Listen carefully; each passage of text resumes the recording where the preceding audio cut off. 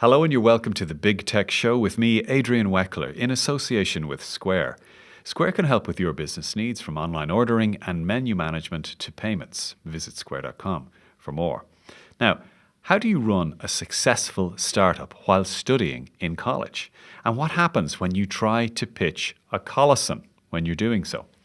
My guest today is a young entrepreneur who just won Trinity College's Launchpad competition with his startup, FamWorld, formerly known as Hebe Adventures.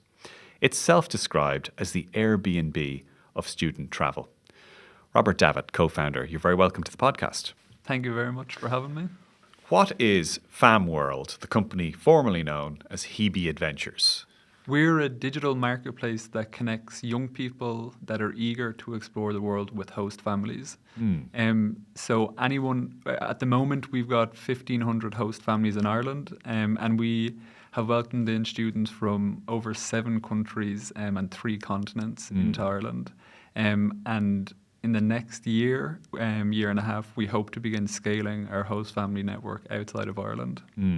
Now, I've heard it described as the Airbnb of student accommodation, but let's just clarify what it's not. It's not something that's involved with the wider student accommodation crisis, right? Yeah, we focus exclusively on, and it's more than accommodation, we focus exclusively on experiences for people under the age of 18. So when you're under 18, you'll travel either during your academic year or during your school holidays, and we facilitate both of them. But we don't deal with any over 18 accommodation or experiences, so we don't deal with things like university accommodation. Okay, where did the idea come from?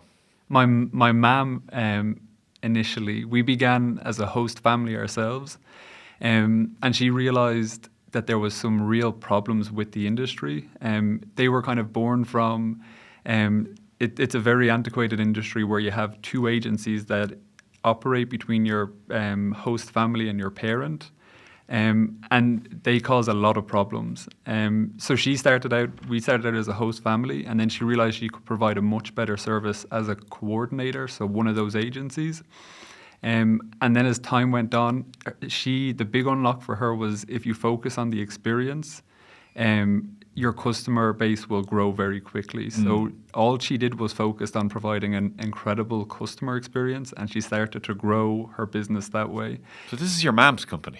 Well, that was the initial. That was initially what was there, and then what happened was a couple of years after she had started, myself, Rohan Pereira, Ramal, and my mom realized that there was a... Ramal is Rohan's dad. Yes. And just read your note, I interviewed Ramal like 20 years ago, when in the first wave of tech. So now I'm introducing the business partner, co-founder of his son, Rohan. Yes, yeah. So continue.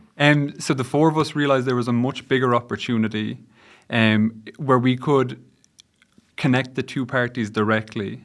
And if we focused on the experience and removed those middlemen, we could build an incredibly big company that allowed host families to earn much more and have way better experiences, and that allowed students to have phenomenal experiences and pay less for those experiences as well. Okay, so and 1,500 families are host homes at the moment. Yeah, roughly. Okay. Do you have to develop a thick skin when you're starting a company? I mean, what age are you, 21? 21, yeah. 21. So, and sorry, what are you studying? Computer science and business. Computer science and business. So do you have to get used to hearing the word no a lot? For sure. When you put yourself out there, at the moment, for me, the default is a no.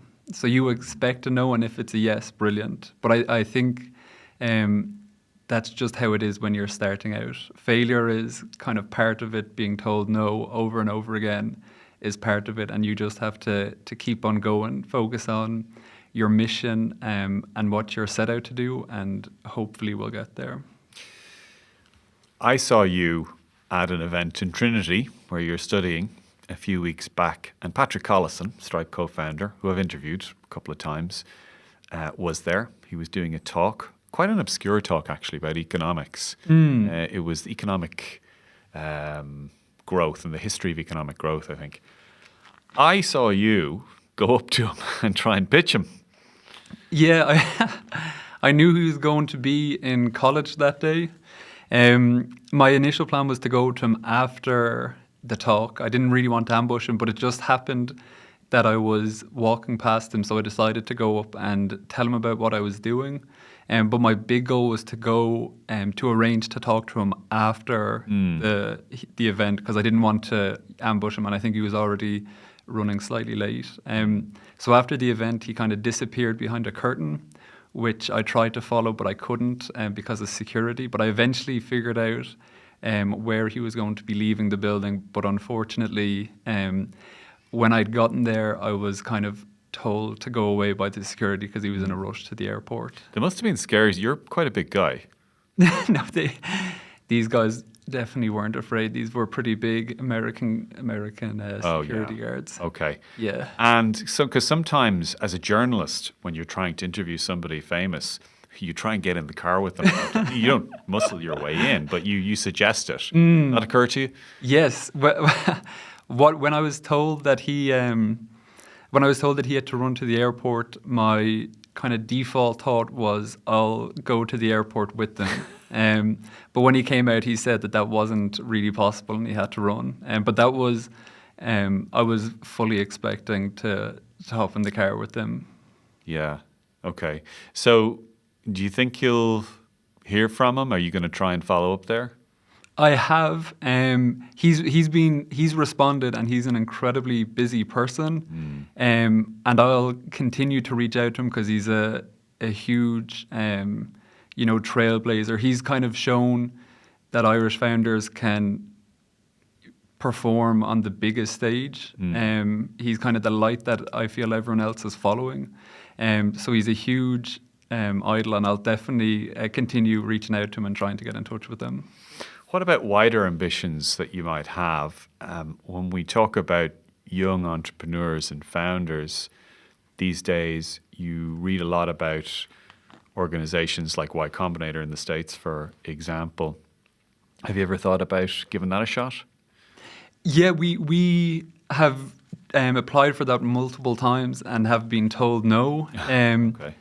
And we've been told no by so many people. And the big thing that we've done every single time we've been told no is we've gotten back to what really matters for us. And that's building an incredible experience for our customers and growing our customer base. So in between each rejection of Y Combinator, for example, we've gone back to them every single time and said, we have more customers that love us now.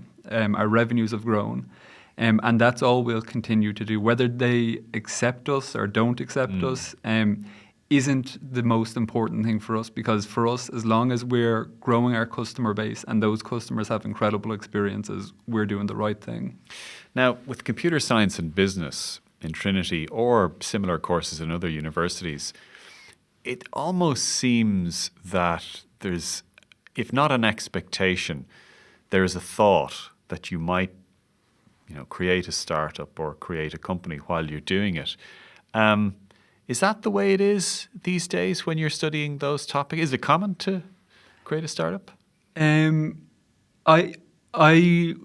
have kind of gone down a slightly different path in that I went into university working on something. And my experience would be slightly different in that in university, and I definitely value it a lot more than I kind of did going into it and in first year. But the kind of the title computer science and business would suggest a lot of synergies with the work that I do outside of university. But in reality, they don't complement each other too well at all. Like in university, we'll focus on, in computer science, much more basic concepts, whereas and concepts that are relevant to the broader study of computer science, but really aren't relevant to me. And that works vice versa. Then the kind of the languages and the different ideas that I'm learning about within our company and our code that I'm building are completely different to what we learn in university. So there isn't great. There's not a huge correlation between the work that I do within my course and within. So then, this is a real old person question. So how do you divide up your time? How do you choose what to prioritize? It's really hard, and I'm trying to see if Trinity can bend at all to help student entrepreneurs, because it's really challenging. Generally, what happens is you sacrifice all of your free time. So like a big thing for me is I don't think I've had a proper college experience. It's really divided between, for let's say last Christmas to summer of second year, that the second term of last year, I spent maybe 90% of the year focused exclusively on my startup, and then the 2 weeks before our exams, I had to park everything and figure out how I was going to achieve ideally a 1-1 in my exams. How'd you do? I hit the target. Wow. But it took a lot of long days in the library. Wow. Well, congratulations. And when you make that decision to devote that time to the startup and then subsequently to your exams, when you say most of your free time, that has all kinds of consequences, I'm sure. So, sport, hobbies, dating. Yeah, you have to give up a lot of it, and you have to be disciplined as well. So like I've stopped playing Gaelic football, which was a huge passion of mine, but I still try to keep active. So I'll try to go to the gym every morning, just to do something. And you do give up relationships as well. So friends is one thing, and I've tried to make more of an effort to connect with them, because there was a period where I was very aloof from them, and it affects you as well as them, because that contact, and it's something that I've realized through what we do, connection is incredibly important. So it's something that I've tried to emphasize more, but it is very difficult when you only have a certain amount of hours in a day. So how does that make you feel about, say, pursuing the company in years to come, knowing that that's what it's like now? And I'm sure you're ambitious for the company to grow, to maybe grow outside Ireland, to grow around the world. Is that a life that you're signing up for then for the next few years? Yeah, I was talking to a friend about this the other day. I went to San Francisco over the summer, and I was lucky enough to meet Owen McCabe. Yes. It was I planned it really well, so it ended up being an 8-hour round trip to talk to him for about half an hour. But the big thing that he mentioned was, it was basically to be conscious of what you're giving up, and kind of, step out of the forest and look at the trees and make sure you're aware of what you're giving up as well as what you're pursuing.